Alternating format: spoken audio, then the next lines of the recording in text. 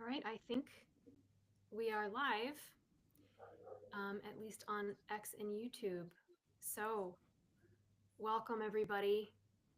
Thank you so much for joining us for Inner Compass Conversations, Season 2, Episode 8. Um, Before we jump in here, I'll just share a brief welcome and orient everybody tuning in.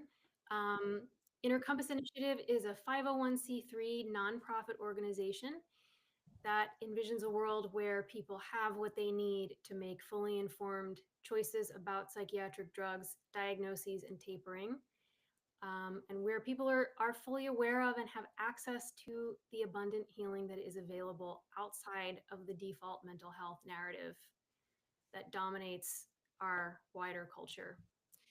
Um, we receive no grants from foundations or government agencies or corporations or anything like that. We exist solely um, because of the donations of individuals and families who believe in the work that we do. And so, if you are in a position to make a donation and would like to give to help support our work, you can do so by visiting www.theinnercompass.org. Um, I am here today with my colleagues Daniel and Curtis, and we will be talking all about the topic of language and how language can help or hinder our healing process, basically. And so we'll look at a number of things. We'll see where the conversation takes us, but I think it's going to be a good one. And we also pull from all of you in our community who, when we choose these topics to have conversations about, and so there is a virtual suggestion box in the Inner Compass Conversations group on Facebook where you can submit a question or a topic idea. You can also leave it in the chat wherever you are watching this live stream. We are not going to really be in the chat during the conversation, but you're welcome to comment or leave suggestions that we can see when we're not actually on here talking. So, um, yeah, with that, we're so glad you're here again joining us today. And I'm going to pass it over to Curtis to get us started. Thanks, Leela. Thanks, everyone. Yeah, glad to be here. I'm Curtis. I work on the Inner Compass Exchange, our online mutual aid platform, and yeah, really happy to be here. And how I want to start is, we were talking beforehand about about the different terms that we use and what they serve and what they don't serve. And one thing that's been on my mind lately is this term anxiety. It's such a common term. Everyone knows it. It's a clinical term, but it's also like an everyday term that has been around a long time. And it seems like in the last number of years it's become so pervasive to say, oh, I have anxiety, both in the sense of, oh, I have anxiety generally.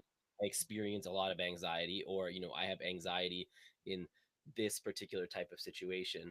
But since it's so pervasive, it just means such different things for different people. I know for me, if I talk about anxiety, what I'm usually saying is something I experience very much in my body. Like I experience a lot of tension in my body, my legs especially be super tense and painful. My arms and shoulders be super tense and painful. Find it hard to hard to move. I experience it as I feel very rigid. And anyway, that's when I describe it that way. That's actually a much more personal way of just saying what I'm experiencing, where someone else might be like they're having shortness of breath or having a hard time breathing. For someone else, anxiety might mean their mind is really spinning a lot of different thoughts. For someone else, it means they're having fears about what other people are thinking and how they're going to react. It can mean so many, and that's it can mean so many different things. So what does it do when we take these very personal, very specific experiences that sometimes are very embodied, sometimes are very mental, sometimes are very, interpersonal, relational, and call it all one thing, which has seven different seven different diagnoses that go with it, and then lots of people who don't have a diagnosis will also use it, and it kind of lives at this threshold between the clinical and the non-clinical of sometimes, yeah, referring to a state of being, sometimes referring to a feeling, sometimes referring to almost a personality trait, like I'm an anxious person, like what. Anyway, I just find that really fascinating and increasingly a bit annoying. That I less and less do I want to use that word for myself. Certainly, especially as I move further from wanting to think about myself in clinical any kind of clinical terms, but also just in general. Like, what does that even mean? And certainly not the only example. So that's just as a starting point. Something that I've been mulling over lately. And then, of course, the question: well, what do I say instead? How do I communicate about what I'm experiencing? If I'm going to walk into a room and say, oh, I'm feeling a bit anxious, well, instead, if I'm not going to say that, what am I going to say? And do I need to say anything at all? Yeah. Yeah, and I think that's a great example of just one word that, or one term, and I feel like I come up against this in all kinds of, with sort of diagnostic language for maybe the quote unquote, right, like the clinical labels that maybe are why somebody, part of how somebody enters the mental health system. And then also certainly I see it around drug harms and withdrawal too. I think there's this way, at least in my experience, that using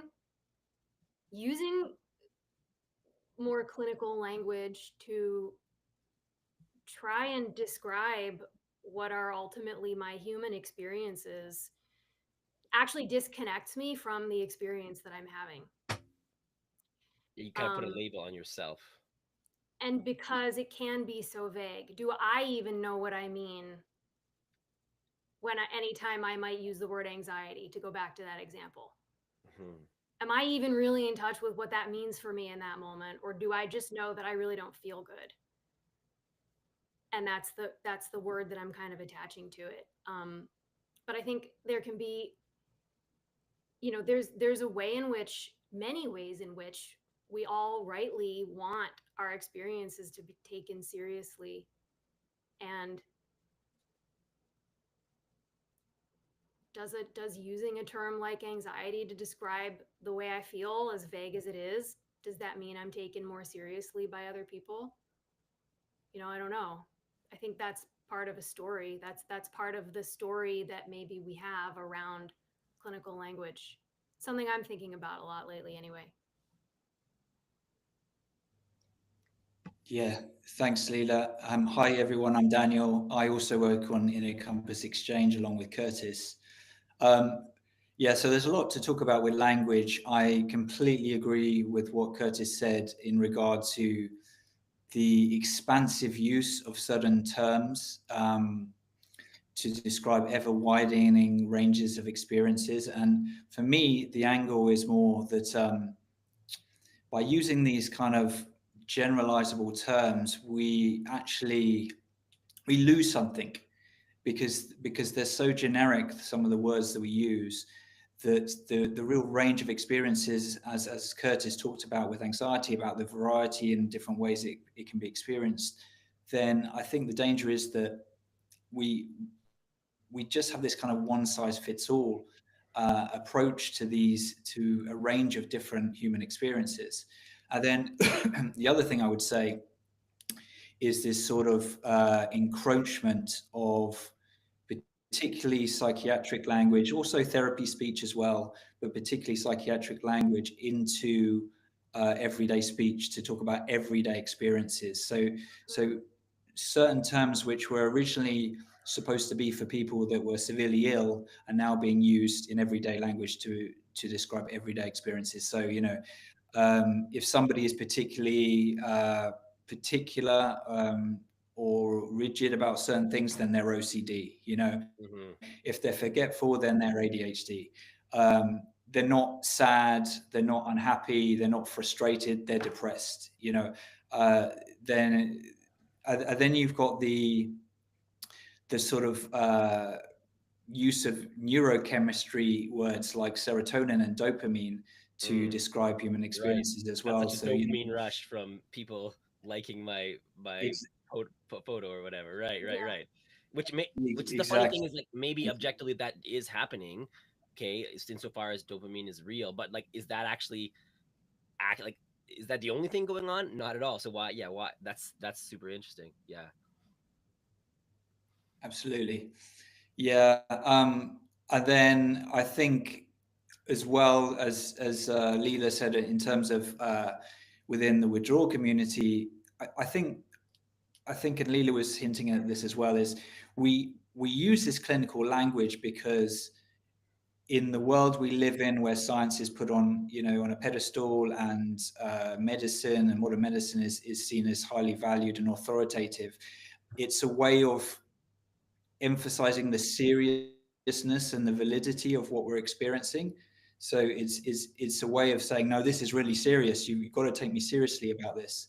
And I've just talked a bit about how people use that in everyday language, but I think also within the withdrawal community, or the more widely the prescribed harm community, we also have this tendency to resort to clinical language as a way of hopefully being taken seriously, and as a way to legitimize our experiences. But I think to some degree that creates a trap, and that we might talk about that a bit more in detail. Anyway, I don't know what you guys think. Yeah, when it's maybe a bit of another topic, but when you mentioned the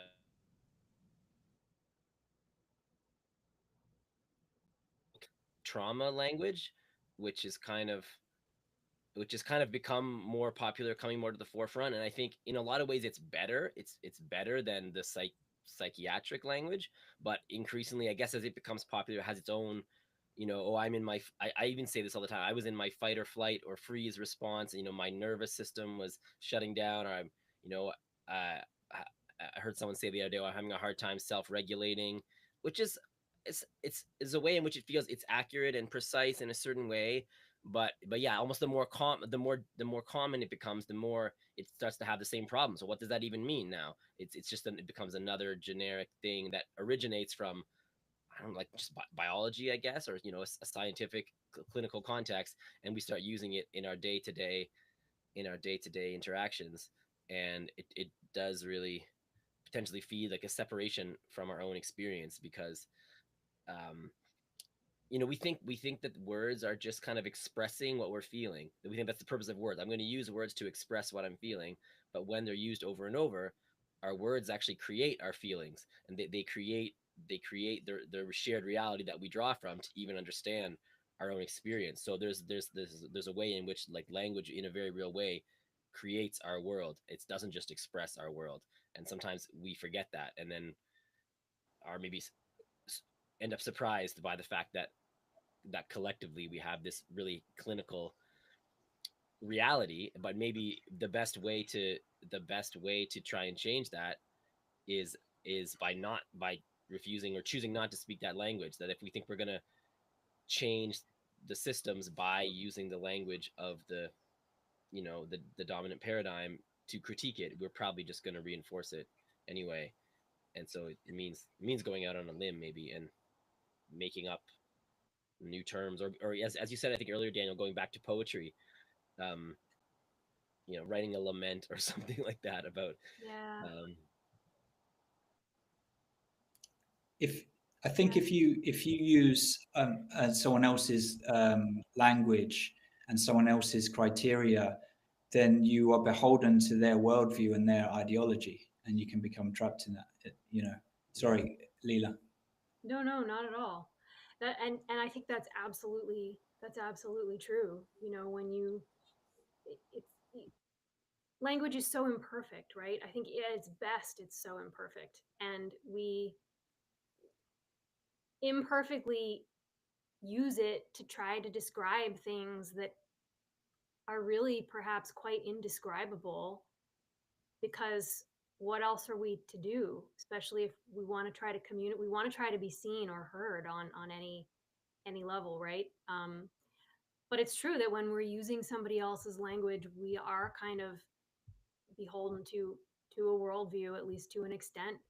um and I know, gosh, at least for me, in my process, both my process of getting off of psych drugs and healing, and also sort of getting away from a more diagnostic kind of identity, because first it was like I identified with psychiatric language, and then I was really deep in the trauma language, and then I was like, I think don't like either of these because they're not mine. Hmm. I don't know quite what mine is, but I don't like either of these because they're not mine. And there was a big part of, I had to let go to an extent of my need for other people to understand me. I needed to let go of my need for my experience to be seen as legitimate in anybody else's eyes, in order to let go of the language and the accompanying worldviews, if that makes sense. Um, and it still is a thing that I'm unraveling for sure. I hear myself sometimes defaulting to clinical language about my own experience, and I'm like, Hmm. oh, look at that sort of unconscious program stuck right in there, and I Totally. used a Yeah. word to explain something to my partner or my friend or whoever that like I would rather not be defaulting to. And it's an opportunity to catch myself and get, okay, wait a minute, I used that word, what does that mean to me in this moment? Actually, what am I actually experiencing in this moment? um but I don't know how much we collectively think about the fact that using somebody else's language means identifying with or accepting a certain worldview.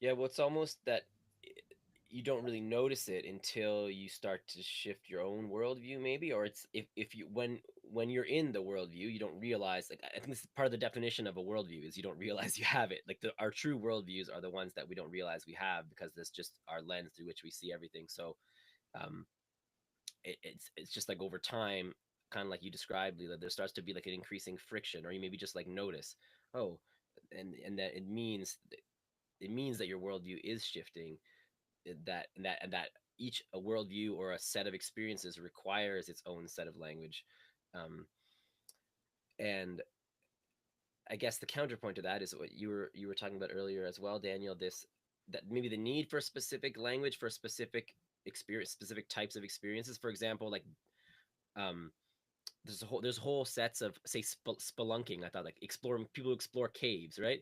That's a very niche thing, but there's a whole terminology around if you like exploring caves. There's dozens of terms that nobody else who doesn't explore caves would really know, and it's not bad to have that because you need that if you're navigating that particular environment. You kind of need, or there's navigation vocabulary, there's the whole terms. Like I was trying to learn to sail, and there's all these terms like, what do you mean the rope is called a sheet in sailing? I don't know why. um but so there's a whole set that if you're sailing, you need to know sailing vocabulary because you can't use car vocabulary in a sailboat. So maybe there's, if you're navigating, withdrawal or psych drug harm, that having some precision or a set of jargon, I guess, is also valid. Even if it's not easily understood outside of that context, it can still be useful for people who are in that context. Absolutely. It's necessary to have particular language for particular experiences. And there's always an element of kind of insider and outsider of like, if you know the jargon, then you establish your chops as someone that's within the community, and if you don't know Yeah. the jargon, then you're outside of it. Mm-hmm. But I do think it's interesting, because there has been some degree of, within the withdrawal and prescribed harm community, to uh, break free, shall we say, of some of the restraints of the clinical language that they've used. I mean, we can talk a bit about how that creates a trap in of itself as well. But I think it's interesting. There's a lot of neologisms, as in new words that have been coined within the community. Like, for example, I do think a word like neuroemotion is a really useful addition to the experience. And for those of you who've never heard that term, a neuroemotion is an emotion that is induced by a drug withdrawal state. So it is an emotion that is sort of artificial, synthetic, rather than the one you would naturally experience. And I think sometimes adding new concepts like that into the language has helped to articulate some of the withdrawal experience, similar with the waves and windows concept as well, as a way of explaining a common experience when going through withdrawal in an easy and evocative way, or kindling as well. There's a whole range of words that are useful and kind of help to convey complex experiences to other people in the community quickly and effectively. Of course, the danger is that people get caught up in those terms themselves, and then they can never get out of those terms, and they get stuck in them in the same way as they did with the original clinical language. Well, you made me think. You made me think of a concept from linguistics. I think it's called code switching in linguistics, where like the ability to kind of, if you're speaking maybe a regional dialect, and then a standardized language, um, the ability to be able to do both, but also to consciously choose when to do one or the other, is its own kind of skill, and one is not necessarily better than the other, but one is more functional in certain contexts than the other, and that having that kind of flexibility, and that also implies that you're aware, that you're not maybe fully identified with this, this type of this terminology, because I know I'm using it in this situation for this reasons, and in this situation I'm using this kind of language for these other reasons, and having that kind of multi-linguistic capacity is maybe helpful in navigating this and navigating in and out of it and not getting stuck in it.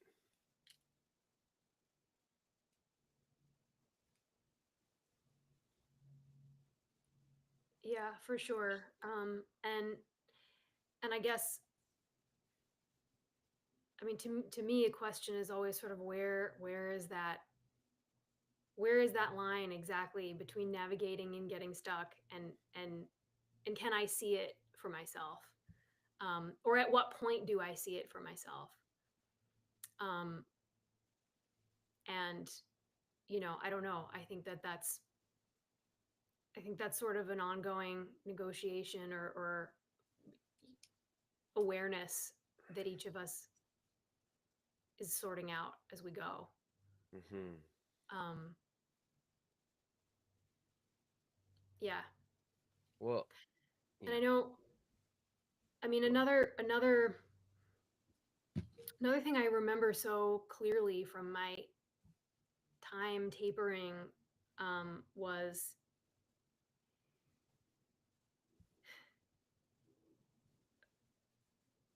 kind of an attachment to clinical language from the sense of wanting to feel like an informed and educated and responsible person, patient, consumer. I don't even know what word. See, I don't even know what language to quite use Mm. there, but there was this sense that if I, you know, understood all the terms for what I was experiencing, that I would somehow be more informed or more able to help myself or get some kind of support or whatever it was. And And be taken seriously as well, right? be taken seriously, right? Because if I'm trying to explain this to anybody, and I mostly didn't try to explain it to doctors, but when I was trying to explain it to the people in my life,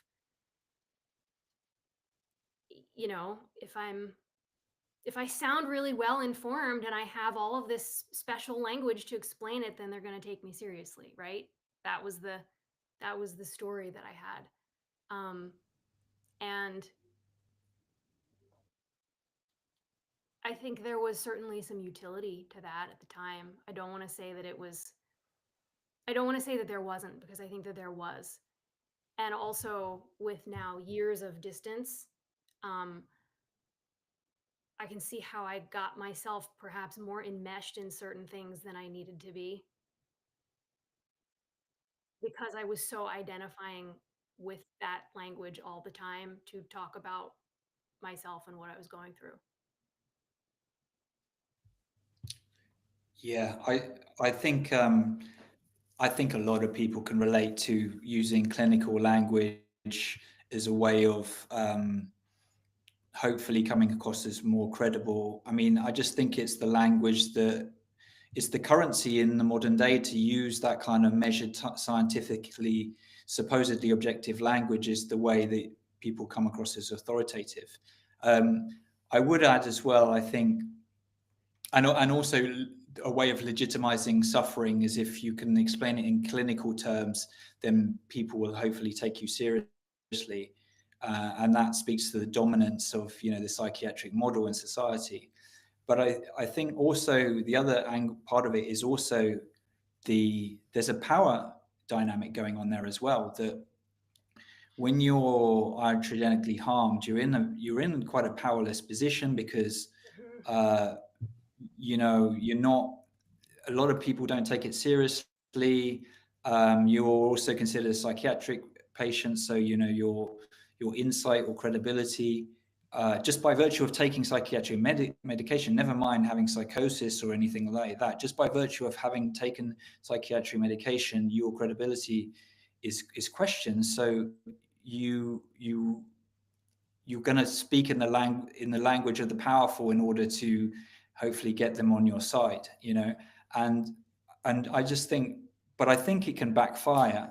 And I just wanted to tell an anecdote that happened to me. So I think particularly in the withdrawal community, you know, we try and use clinical language, but it doesn't necessarily map exactly onto the way that clinicians use it.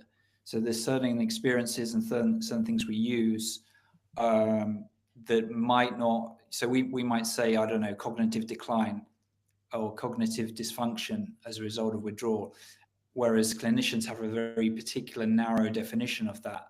Or we might talk about having akathisia, and then clinicians might have a very different, more narrow version. And so when we talk about these concepts to them, hoping to speak their language, so to speak, and that they will understand, we actually get the opposite problem where we discredit ourselves because they think, these people, they don't understand what these concepts are, they're misusing them, they're obviously not credible, and so you get dismissed. And this actually happened to me. So I went to my GP, and I was in a really bad state. I had akathisia from coming off an antidepressant, and I was, you know, I was very agitated and I was in a really bad state. And I was trying to explain, look, I've had akathisia for like the last, I don't know, month or so. And you know, the guy, it was interesting how when I look back over the medical notes, and there was this kind of sense of like, you don't get to use medical language. That's my job. I'm the doctor. You're the patient. You're overstepping the boundaries here. You stay in your lane, stay back, you know. And he kind of put in my medical notes, oh, he came along using medical language, this, that, implying that, you know, that was something that, you know, was not appropriate, that only an expert can use it, you know. So yeah, definitely. Exactly. So yeah, it's so using that clinical language can definitely be a double-edged sword, is what I'm saying anyway. Yeah, that's really interesting in terms of like who owns the language, which I guess back to that the power question that you're talking about. In any, I mean, any language or terminology, even outside of this, the meaning of terms shifts all the time. It's a normal feature of language. They call it semantic drift. The way in which over time certain terms will come to mean something else. Like if you look at the way, you know, certain English words were used back in Shakespeare or something like that, is completely, we may still have the same word, but over time it's become through a process of association to mean something quite different. It starts off meaning this, which is connected to this other thing, so we start applying the term to that, and it's a natural. Anyway, it's a natural linguistic process that happens in any language in any setting.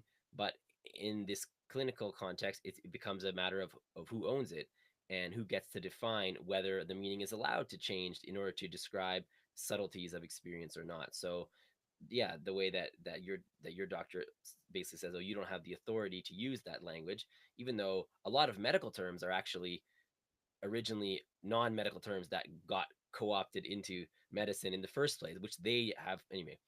They have no concept about. Like they think they invented all these words for medicine, but they didn't. Like even the concept of immunity is originally referred to like a legal concept, like like judicial immunity. That's where that word even comes from. And so anyway, that's a whole other topic of, but there's examples. I mean, depression as a term was around long before it was a medical thing, and then now it becomes, oh, you can't, no one, or a word, even OCD, obsessive compulsive, all those are words that existed long before they were kind of enclosed in the medical realm, where and then people kind of claimed authority. I guess they kind of got privatized, this language or whatever, like copyrighted kind of, and then, oh yeah, you're breaking copyright by using this language in a way that makes sense to you. And anyway, that's super interesting. um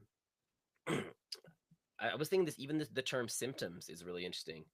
Like, what does that, like, to use the terms, like, to the term symptoms. So first you have your symptoms of your mental illness, and then it becomes symptoms of of drug harm or withdrawal symptoms. Like, at what point is something a symptom, and what point is it not? Like, what makes something a symptom versus, quote, just an experience, when is, Yeah. and that's the more subtle type of medicalized language.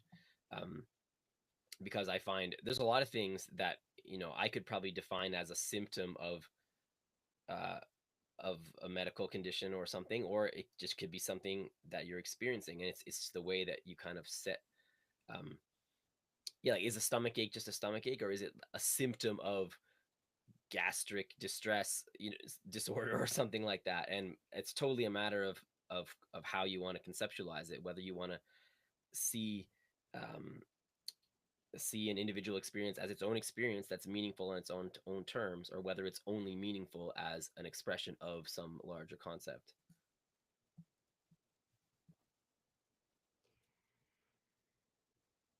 Yeah, that's really, there's a lot we could go into there. And this word symptoms is a word, like, you started off talking about anxiety and how that particular word is one that, I forget exactly how you said it, but it's kind of been bothering you lately, or it's like it's a word that you don't want to be using, or that Yeah. you're really aware of. And I've been feeling that way about the word symptoms, um, lately, myself, because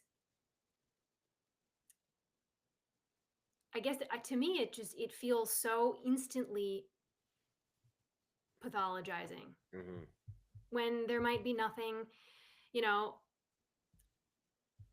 I didn't sleep well last night, and I don't feel great today in a number of ways because I didn't sleep well last night, and I could say that I'm having all these symptoms. I could frame that as symptoms, or I could think of it like, well, I'm having the experience of somebody who did not get a good night of sleep. Right. And I can list off how that feels in my body if I want to, or maybe I don't even have to because I understand exactly what's going on, right? But there's this instinct in me with that word in particular to want to ask, okay, but what do you mean? But actually, what do you mean when you say that? And to myself too, right? Um, and it brings, I mean, it brings up people who are alive. Any being that's alive is going to experience a range of things. We're meant to, and they're not all meant to feel good. That's part of being alive. So at what point is something a symptom? You know? Well, Um, and does using that language, does defaulting to, oh, these symptoms, or does defaulting to that, to framing things that way, what do we potentially miss about our own lives and about our experiences of ourselves by using that framing? Absolutely. I mean, it's essentially medicalizing our human experience, right? If if I lose a loved one and I'm, bawling my eyes out for days and days, and I don't want to socialize, and want to keep to myself, and I feel extremely sad. Is that a symptom, or is that actually just uh, a human reaction to a negative experience? I think we trap ourselves in this sort of medicalized language, that doesn't provide real deep meaning. I think that's a real issue with this kind of medicalized symptomatic language. So I feel low. I feel low. It's because of my depression. Yeah, but what's the what's the meaning? Like, what's happened to you in your life, or is happening right now, that maybe is making you feel low? That all of that kind of insight is lost to some degree, I think, with this sort of language. Yeah, I think the thing that you raised about meaning is super super important, because I think underneath the whole, like, it's really important for human beings for our lives to be meaningful. And if medicalizing something is the only way for something to be seen as meaningful, then everyone's going to medicalize everything, because it's important. Life needs to feel meaningful in many ways. um Arguably, a lot of the things that get called depression, or used to be called melancholy, or have to do with absence of meaning. And meaning, I mean, certain things are maybe inherently meaningful, but a lot of things, probably meaning is one of the main things that a lot of people are lacking nowadays in our setting, is like the sense of that what you're doing is meaningful. And often the things that are most meaningful are not necessarily the most pleasant or comfortable or easy. Like, there's often an inverse relationship between what's meaningful and what's easy and comfortable. So I think the point that you just touched on about meaning is actually quite central to the whole psychiatric enterprise, is that we're mistaking we think that if something doesn't feel good or something, then something's wrong. But that's maybe not, that's maybe not Absolutely. that so that needs to be fixed. But that's not a, you can't Yeah. fix the fact that you don't feel good all the time. Sometimes you can, but but if we orient ourselves to, like, being well and being healthy is less about feeling good, it's more about feeling meaningful, and which implies, connection to other people and to nature and other things. I think we could have a much better framework for dealing with what is currently called mental illness. We have a much better, like, if we had a meaning oriented framework instead of a pain or suffering or grief oriented framework. I'm not sure exactly how to flesh it out, but restoring meaning, it feels like really key to the whole enterprise, and restoring a language of meaning, and making meaning meaningful. Like, that if you're going through something that's hard but is also meaningful, don't be so quick to cut it off. um Grief is one of the most meaningful experiences that there is, and yes, super overwhelming and sometimes feels impossible to endure. um but what would be some ways of helping people endure intense grief or intense emotional states while preserving the meaningness? And that has to do with, like, how these things are held socially. um so right now it's like, okay, well, this is painful but it's also meaningful, so we'll get rid of the pain, and then you get disconnected from the meaning, and then that creates a deeper unwellness or disconnection, which can be further pathologized into other types of mental illness. And I I think I think as well, there's an element of, I don't know if you've heard of this term, safetyism. I think that our ancestors lived in highly uncertain world where, um, an animal could come and attack them, they could run out of food, like anything could happen. um, or their crops could fail, and they would be without food. So they had a lot of, but slowly, as we become industrialized as a society, we've increasingly shaped the habitat in which we live in, and this has created this illusion that we can control everything around us and optimize it to maximize our happiness and our safety and our well-being. And I think what it's led to is, um, a, a mistaken belief that we can just avoid any kind of negative emotions whatsoever, and just completely control everything. And so that, yes, like you said, that's created this situation where we pathologize. We must be sick if we're experiencing an extreme emotion or other extreme thing. Then there's something wrong, rather than it actually being an extremely strong signal about something that's going on for us. It'd be interesting to swap out the word symptom for the word signal. That would be a really interesting. I kind of want to try that just in general. Absolutely. Yeah. Yeah. Um, just one, I wanted to sort of change gears a bit and just talk about, because, a lot of people listening to this, watching this, are still, going through withdrawal. And so it's kind of raw in their minds.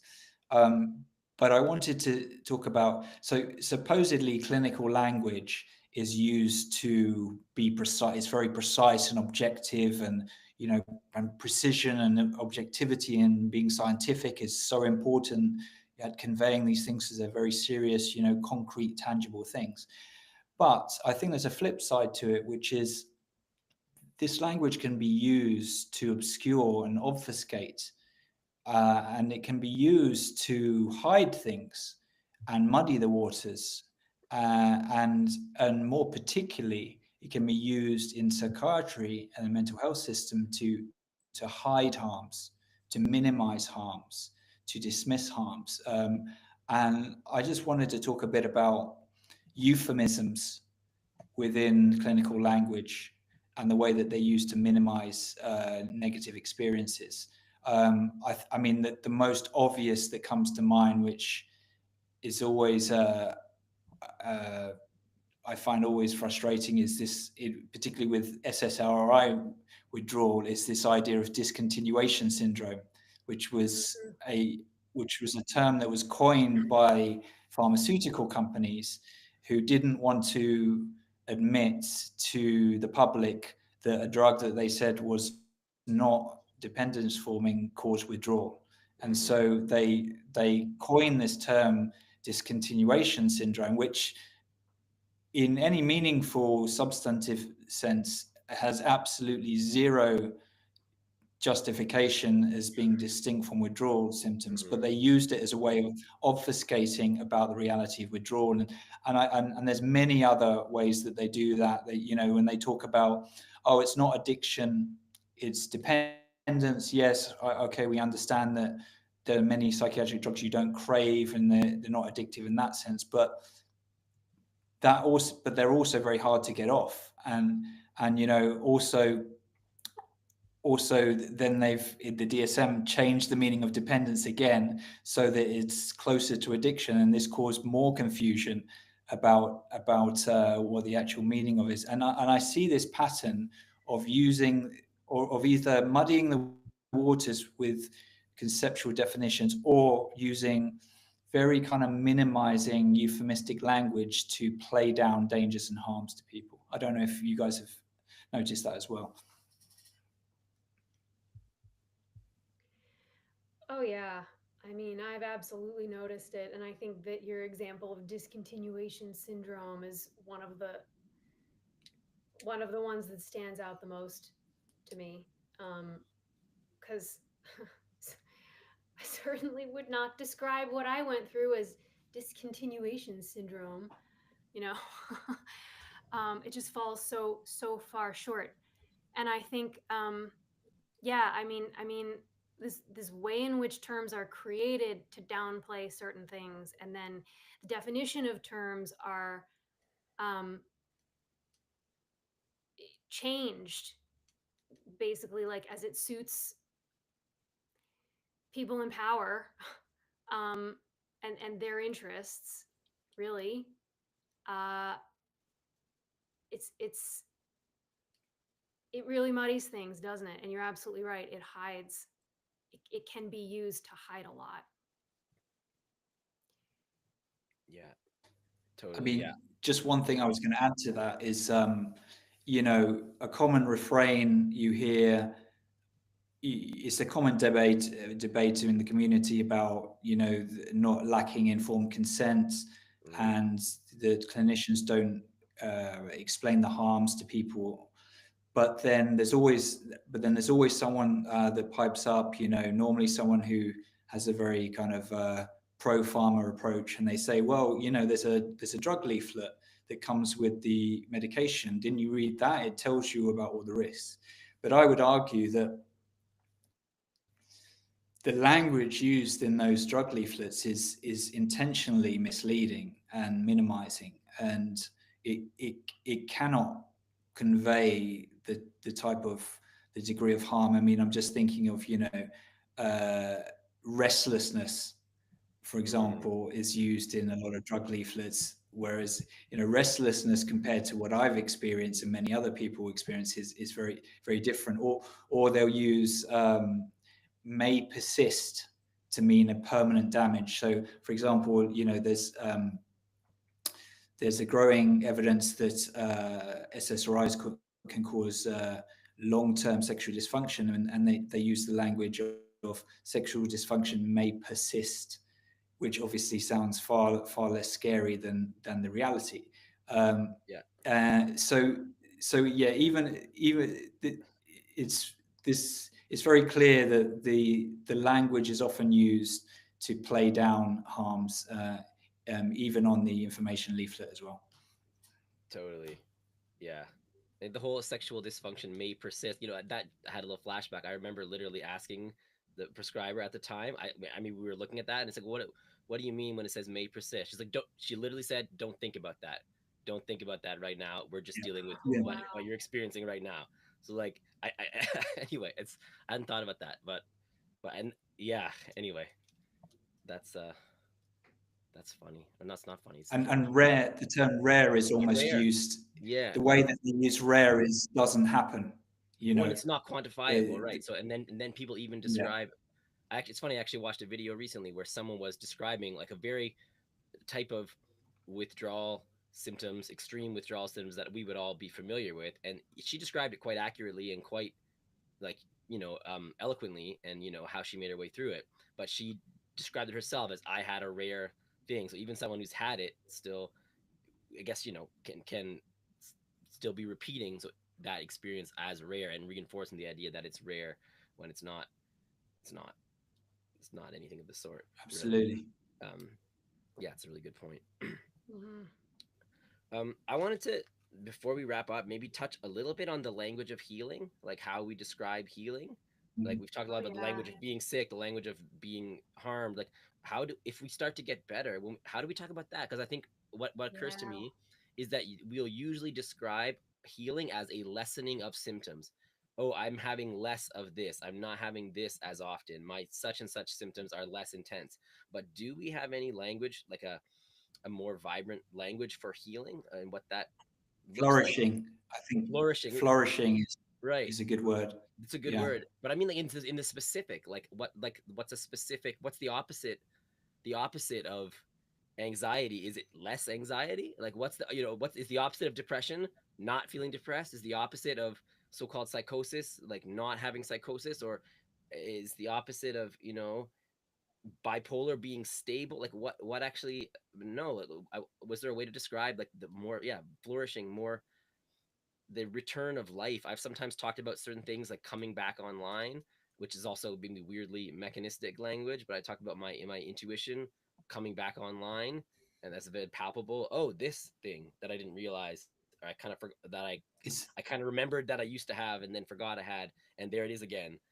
Like that's it's I would love to see us develop that, because I think that's partly why people can get trapped, is if we only have the language for the bad stuff and we can only talk about less of the bad stuff, we can't really summon into our experience these positive these this healing that we want, because we don't have a way to talk about it and describe it to each other and name it when we're experiencing it. And I think that could be really cool to have.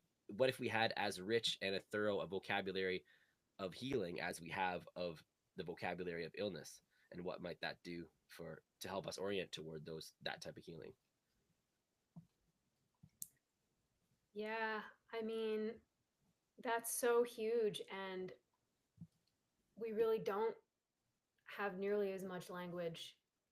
I don't think this bit about, we sort of, we maybe talk about it as less of the bad stuff, um, is I think what so many of us default to. And even, I mean, even right now in my own life for myself, I notice I notice how I describe things, and I think about how could I rephrase this, right? As opposed to having less of something I don't want. What is it that I do want?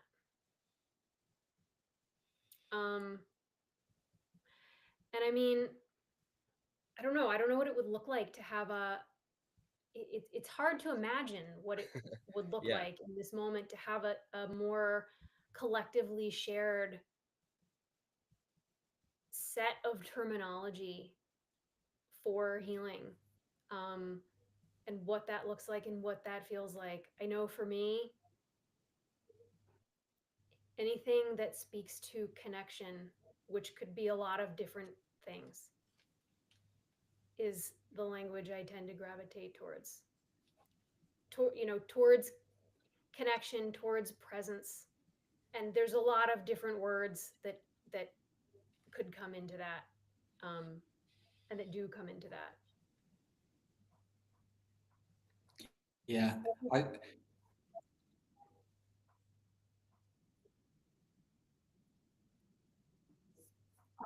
Daniel, Yeah.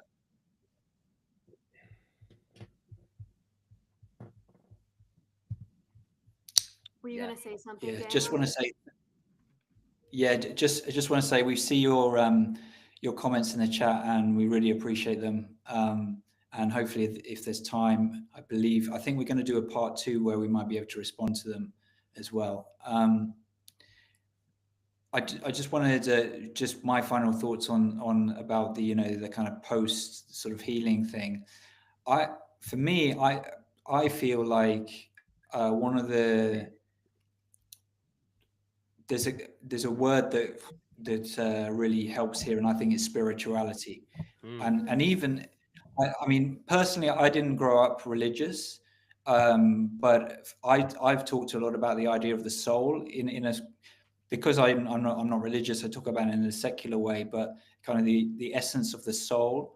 And I can't help feeling, organized religion certainly has its problems, and this isn't the place to talk about that. But I can't help feeling that kind of soul craft and Mm. yearning of the soul, and thinking in that spiritual sense that we used to know and be quite fluent in, is in society, that we got rid of it and we replaced it with science and with this. But the problem is that, and we replaced it with this clinical kind of cold language. And I think that to some degree we lost a lot of essence when we did that, and we haven't really replaced it. So my answer in terms of healing and flourishing would be to reclaim that idea of the soul. It doesn't have to be in a religious or organized religion way, but that sort of essence and spirituality, that's and develop a rich language around that, which we can find in arts, we can find it in poetry, we can find it in literature. That is the way forward, I think, in terms of reclaiming our own stories independently of this sort of cold clinical language that we have found from the mental health system. Mm. Yeah, that's Mm-hmm. so beautiful. The way you said that, Daniel, like becoming fluent in the language of the soul, like that's something I can aspire to. Um, and I do think it's such a good antidote. The way you described it, Leela, as connection and presence, like that kind of sums up spirituality or soul and wellness is all about being connected, being present. I could hardly think of better terms as like umbrella terms. And then there's all the things that go under. How do you feel when you're connected? How do you feel when you're present? And what do you do?